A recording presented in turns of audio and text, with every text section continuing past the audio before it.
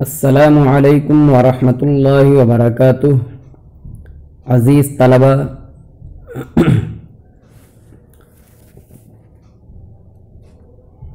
ادغام کا بیان چل رہا ہے۔ ادغام کی علت آپ کو بتلائی گئی تھی کہ تماثل یعنی ایک جیسا ہونا، تجانس یعنی مخرج کے اعتبار سے ایک ہونا، اور تقارب یعنی قریب المخرج یا قریب الصفت ہونا، یہ ادغام کی علت ہے۔ اس سے پہلے والے سبق کے اندر اخیر میں یہ آپ کو بتلایا گیا تھا کہ بظاہر دو حرفوں میں تقارب اور تجانس پایا جاتا ہے، لیکن اس کے باوجود مصنف رحمۃ اللہ علیہ نے چند مثالیں آپ کے سامنے ایسی پیش کی جس میں ادغام نہیں ہوتا، اس کو تفصیل سے آپ نے سن لیا ہے۔ ادغام کی بحث چل رہی ہے۔ اس ادغام میں ایک ہے لام تعریف کا ادغام۔ لام تعریف کا یعنی وہ الف لام مراد ہے جو اسم کے شروع میں آتا ہے، جیسے الکتاب، المسجد، جس کی وجہ سے کلمہ جو ہے معرف باللام بن جاتا ہے۔ معرفہ بنانے کے لیے جو الف لام لایا جاتا ہے اسی کو لام تعریف کہتے ہیں۔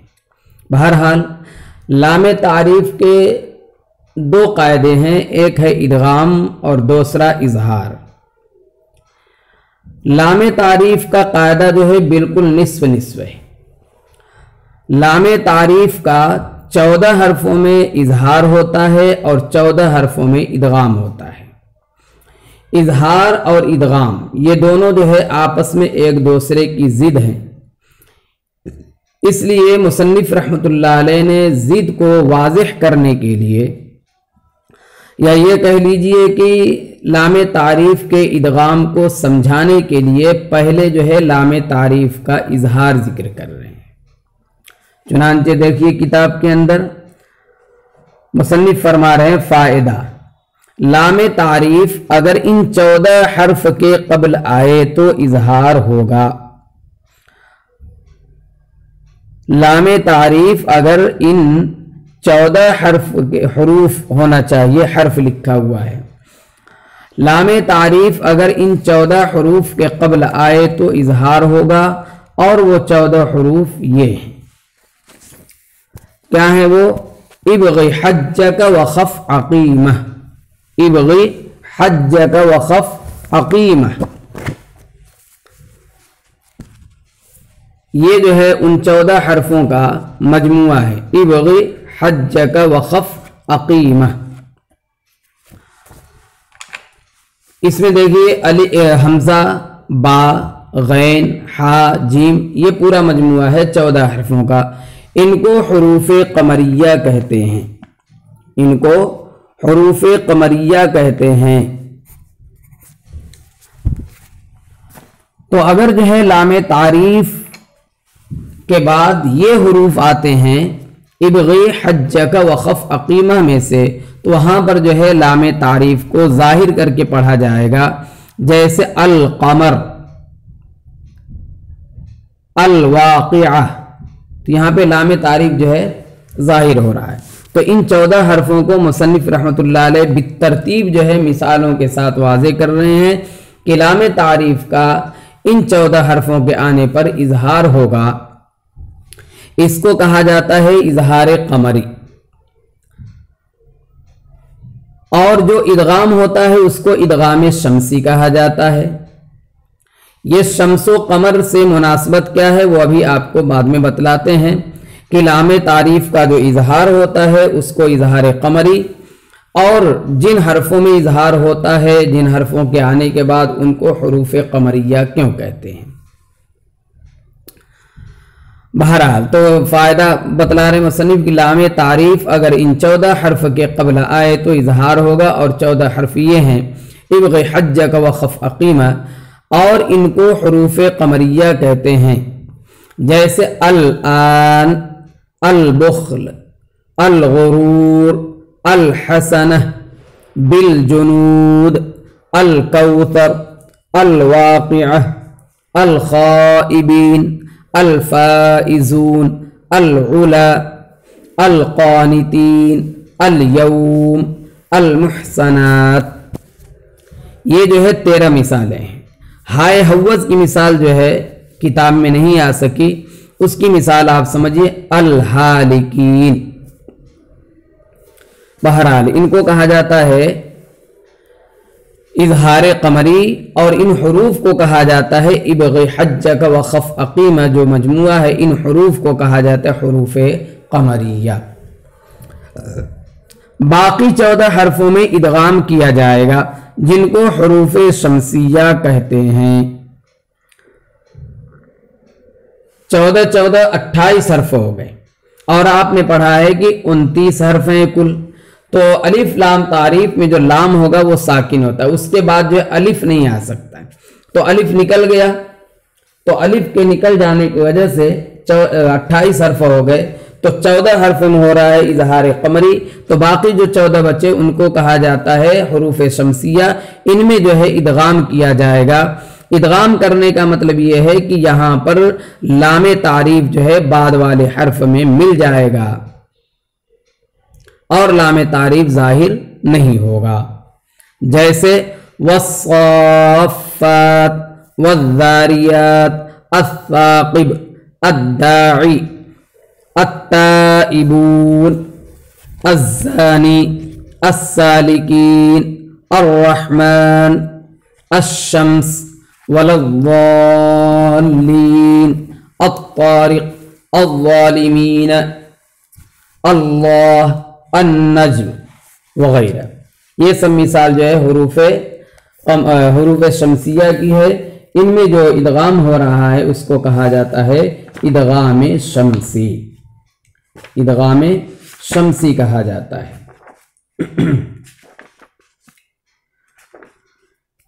ادغام شمسی کے لیے جو حروف شمسیہ ہیں، حروف شمسیہ کا ایک مجموعہ ہے جو شعر کی شکل میں ہے۔ طب ثم صل رحمن تفز ضف ظانعم دع سوء ظن زر شریفا للکرم۔ یہ پورا ایک شعر ہے، اس شعر کے اندر ہر کلمے کا پہلا حرف مراد ہے، کہ اگر یہ جو ہے الف لام تعریف کے بعد، لام تعریف کے بعد اگر یہ حرف آتا ہے تو لام تعریف کو اس میں مدغم کر دیا جائے گا، لام تعریف کا اس میں ادغام کر دیا جائے گا۔ طب طا اور با، اس میں جو ہے طب میں ایک کلمہ ہے، اس میں طا مراد ہے۔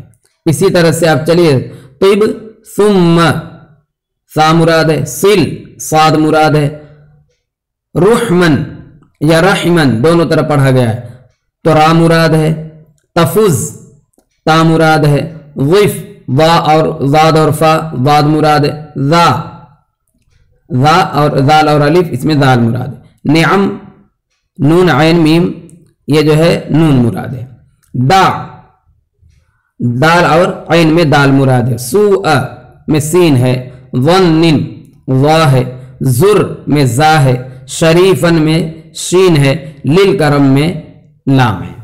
پھر دوبارہ یہ شعر سن لیجئے، اور میں نے ہجے کر کے بتلا دی، اس کو جو ہے آپ لکھ بھی سکتے ہیں۔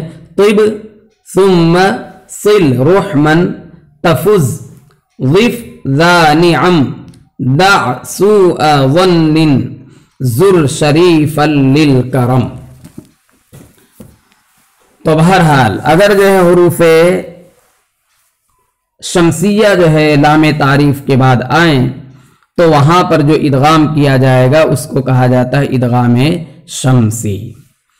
اب جو ہے یہاں پر آپ تھوڑی دیر رک کر کے سمجھ لیجئے کہ ان کو اظہار قمری یا ادغام شمسی کیوں کہا جاتا ہے۔ آپ جانتے ہیں شمس یعنی سورج اور قمر یعنی چاند۔ الف لام تعریف جو ہے لام تعریف جس کو کہا جاتا ہے، لام تعریف کی حیثیت جو ہے ستارے کی ہے۔ لام تعریف کیا ہے؟ یہ ستارہ ہے، اور حروف جو ہیں یہ سب جو ہے شمس و قمر ہیں۔ جس طرح سے شمس کی موجودگی میں ستارہ غائب ہو جاتا ہے، چھپ جاتا ہے، ستارہ جو ہے چھپ جاتا ہے، جیسے دن میں آپ جو ہے سورج نکلا ہوا ہے، ستارہ آپ نہیں دیکھ سکتے، تو اسی طرح سے جب یہ حروف آتے ہیں جن کو حروف شمسیہ کہتے ہیں تو ان کی موجودگی میں لام تعریف غائب ہو جاتا ہے، مدغم ہو جاتا ہے، اس میں مل جاتا ہے، وہ نظر نہیں آتا، پڑھنے میں نہیں آتا۔ اور قمر یعنی چاند کی موجودگی میں ستارے ظاہر ہوتے ہیں، موجود ہوتے ہیں، تو اسی طرح سے ابغی حجک و خف عقیمہ کے جو 14 حرف ہیں ان کے آنے سے لام تعریف ظاہر ہی رہتا ہے، چھپتا نہیں ہے، جیسے رات میں ستارے نہیں چھپتے، تو اس لیے اس کو کہا جاتا ہے اظہار قمری۔ بہرحال تو آپ یہ سمجھیے کہ لام تعریف اس کا درجہ جو ہے ستارے کا ہے اور حروف کا درجہ جو ہے شمس و قمر کا ہے۔ تو ستارے جو ہے جس طرح سے شمس کی موجودگی میں غائب ہو جاتے ہیں، اسی طرح حروف شمسیہ موجودگی میں یہ لام تعریف غائب ہو جاتا ہے اور اس میں مدغم ہو جاتا ہے۔ اور قمر کی موجودگی میں جو ہے ستارے ظاہر ہوتے ہیں، ظاہر رہتے ہیں، باقی رہتے ہیں، تو اسی طرح سے حروف قمریہ کے آنے پر یہ لام تعریف جو ہے ظاہر اور باقی رہتا ہے۔ اس لیے یہ مناسبت ہے ادغام شمسی اور اظہار قمری کہنے کی۔ بہرحال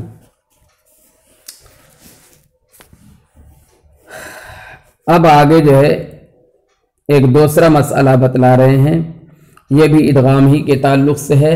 فائدہ: نون ساکن اور تنوین کا ادغام یا اور واو میں اور تا کا ادغام تا میں ناقص ہوگا، اور الم نخلقکم میں ادغام ناقص بھی جائز ہے مگر ادغام تام اولا ہے، اور نون والقلم اور یاسین والقرآن میں اظہار ہوگا اور ادغام بھی ثابت ہے۔ اس میں جو ہے مصنف رحمۃ اللہ علیہ نے کئی باتیں ذکر کی۔ ایک بات تو یہ ذکر کی کہ نون ساکن اور تنوین کا ادغام جو ہے یا اور واو میں ناقص ہوگا۔ دوسری بات یہ بتلائی کہ تا کا ادغام تا میں ناقص ہوگا۔ الم نخلقکم کے تعلق سے تیسری بات یہ بتلائی کہ اس میں ادغام ناقص بھی جائز ہے مگر ادغام تام اولا ہے۔ چوتھی بات یہ بتلائی ہے کہ نون والقلم اور یاسین والقرآن میں اظہار ہوگا، ادغام بھی ثابت ہے۔ اب جو ہے ذرا اس کی تشریح دیکھتے ہیں۔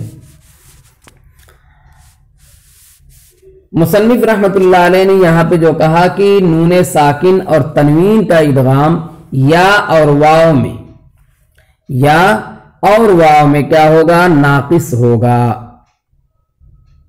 حالانکہ آپ پڑھ چکے ہیں کہ نون ساکن اور تنوین کا ادغام یومن کے 4 حرفوں میں، یومن یا واو میم اور نون کے 4 حرفوں میں ہوتا ہے اور ناقص مال غنہ ہوتا ہے، تو یہاں پر مصنف رحمۃ اللہ علیہ نے صرف جو ہے 2 ہی حرف وا اور یا کو کیوں ذکر کیا ہے؟ اس کا جواب یہ ہے کہ نون ساکن اور تنوین کا ادغام وا اور یا میں بالاتفاق ناقص ہے۔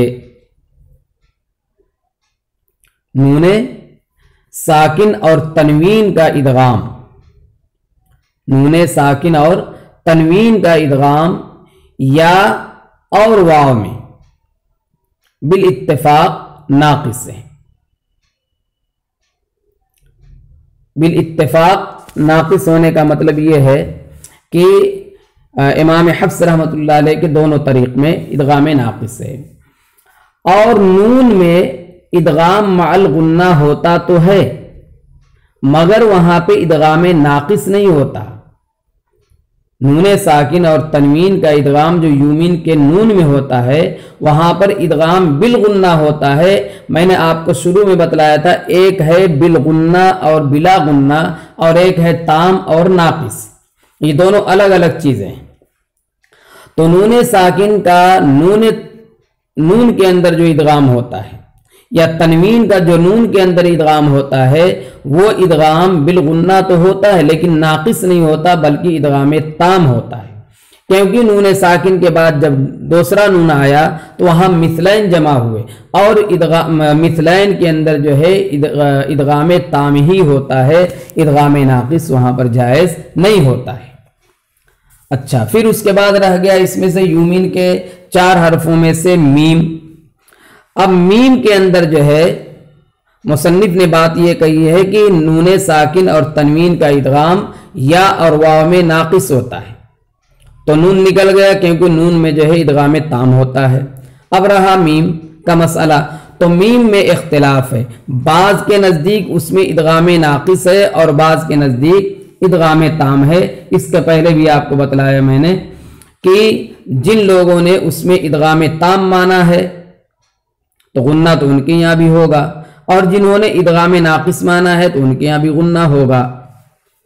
تو نون ساکن کے بعد جب میم آتی ہے تو میم کے آنے پر بعض لوگوں نے کہا کہ نون کا غنہ ہوتا ہے، اگر نون کا غنہ ہے تو ادغام ناقص ہے، اور اگر بعض لوگوں نے کہا کہ میم کا غنہ ہوتا ہے وہاں پر تو میم کا اگر غنہ مانا جائے تو وہاں پر ادغام تام ہے۔ ادائیگی میں دونوں میں کوئی فرق نہیں ہے، صرف یہ جو ہے خیالی فرق ہے اور اعتباری فرق ہے۔ بہرحال آپ نے جو کہا کہ نون ساکن اور تنوین کا ادغام یومین کے 4 حرفوں میں ادغام بالغنہ جو ہوتا ہے ادغام ناقص ہوتا ہے، تو اس کی وجہ یہ ہے کہ یہاں پر مصنف نے چاروں حرفوں کو اس لیے نہیں ذکر کیا، ایک تو نون کے اندر ادغام ناقص نہیں ہوتا اور یہاں مصنف ادغام ناقص کی بات کر رہے ہیں، اور میم کے اندر جو ہے ادغام ناقص اور تام دونوں ہوتا ہے، اس وجہ سے یہاں پر اس کو ذکر نہیں کیا۔ اب رہا یا اور واو، تو اس میں ادغام ناقص ہی ہوتا ہے امام حفص کی روایت میں، اس لیے اس کو مصنف نے یہاں پر ذکر کیا ہے کہ نون ساکن اور تنوین کا ادغام یا اور واو میں ناقص ہوتا ہے۔ اب رہے یرملون کے 2 حرف را اور لام، تو بعض کتابوں میں جو یہ لکھا ہوا ہے نا کہ 2 حرف لام اور را میں ادغام تام ہوتا ہے اور یومین کے 4 حرفوں میں ادغام ناقص، تو وہاں ادغام تام سے مراد ادغام بلا غنہ ہے اور ادغام ناقص سے مراد ادغام بالغنہ ہے۔ میں نے وہاں پر آپ کو بتلایا تھا شروع میں ہی کہ ادغام بالغنہ اور ادغام بلا غنہ یہ الگ چیز ہے، اور ادغام تام اور ادغام ناقص ہونا یہ الگ چیز ہے۔ بہرحال دوسرا مسئلہ جو مصنف نے بیان کیا ہے، اور طا کا ادغام تام ناقص ہوگا، طا کا ادغام طا میں جو ہے ناقص ہوتا ہے۔ اس کی وجہ یہ ہے کہ طا جو ہے یہ قوی ہے اور تا یہ ضعیف ہے، اور ایسا ادغام جو ہے کلام پاک کے اندر جو ہے 4 جگہ آیا ہے، 4 کلمات میں۔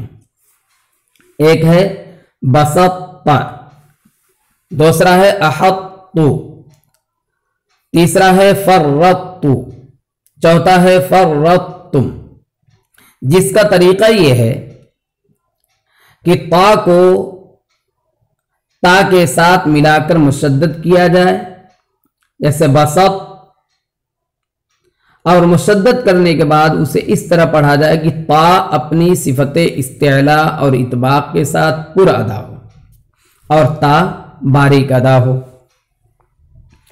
اس کا طریقہ یہ ہوگا کہ آپ جب تا کو ادا کرتے وقت زبان کے بیچ کو اوپر کے تالو میں لگائیں گے تو اوپر کے تالو میں لگاتے وقت زبان کو ابھی ہٹانا نہیں ہے، بلکہ تا کو ادا کرتے ہوئے زبان کو وہیں رکھے صرف جو ہے زبان کے بیچ کو آپ ہٹا دیجئے اور زبان کے جو نوک ہے جو مخرج میں لگی ہوئی اس کو رہنے دیجئے، تو تا ادا، جسے بسط، احط وغیرہ۔ تو اس میں ادغام ناقص ہوگا کیونکہ حرف قوی کا حرف ضعیف میں ادغام ناقص ہی ہوتا ہے۔ اب رہا علم نخلقکم کے اندر کہہ رہے ہیں کہ ادغام ناقص بھی جائز ہے مگر ادغام تام اولا ہے۔ اب یہاں پر جو ہے آپ کہہ سکتے ہیں کہ علم نخلقکم میں ادغام ناقص ہونا چاہیے، کیونکہ قاف کا کاف میں ادغام ناقص ہونا چاہیے، کیونکہ قاف جو ہے قوی ہے اور کاف جو ہے ضعیف ہے۔ تو اس قاف کے قوی ہونے کی وجہ سے اور کاف کے ضعیف ہونے کی وجہ سے ادغام ناقص تو جائز ہے، مگر خلاف قاعدہ ادغام تام بہتر اور معمول بہا ہے، اور اس کی وجہ صرف یہ ہے کہ روایتاً ثابت ہے۔ اور روایتاً ثابت کیوں ہے؟ روایتاً جو ہے اس میں ادغام تام اولا کیوں کہا گیا ہے؟ اس کی وجہ یہ ہے کہ ادغام کا فائدہ ہے تلفظ کو آسان بنانا، اور کامل فائدہ ادغام تام میں ہی ہوتا ہے، اس وجہ سے علم نخلقکم کے اندر جو ہے ادغام تام ہوگا۔ بہرحال 3 مسئلے یہاں پر مصنف کے نے جو بیان کیے تھے وہ بتلائے گئے۔ ایک تو نون ساکن اور تنوین کا ادغام یا اور واو میں ناقص ہوگا، تا کا تا میں ناقص ہوگا، علم نخلقکم کے اندر ناقص بھی جائز ہے اور ادغام تام بھی جائز ہے، اور ادغام تام ہی اولا ہے۔ اب 2 مسئلے یا ایک مسئلہ ہے جس کے 2 جز ہیں، نون والقلم اور یاسین والقرآن میں اظہار ہوگا اور ادغام بھی ثابت ہے۔ تو تھوڑی سی بات اس کے متعلق یہ آپ ذہن میں رکھیے کہ نون والقلم کے اندر کیا کہتے ہیں اظہار ہوگا۔ یہ اظہار جو ہے امام شاطبی کے طریق میں ہے، اور جو ادغام کہا گیا ہے وہ امام جزری کے طریق میں ہے۔ لیکن یہ بات یاد رہے کہ نون والقلم اور یاسین والقرآن کو اظہار سے پڑھیں یا ادغام سے پڑھیں، دونوں صورت میں مد لازم ہوگا۔ فرق اتنا ہوگا کہ جب اظہار کریں گے تو اس صورت میں مد لازم حرفی مخفف ہوگا، اور ادغام کی صورت میں مد لازم حرفی مثقل ہوگا۔ بہرحال اسی پر آج کا سبق ختم کیا جاتا ہے۔ السلام علیکم ورحمۃ اللہ وبرکاتہ۔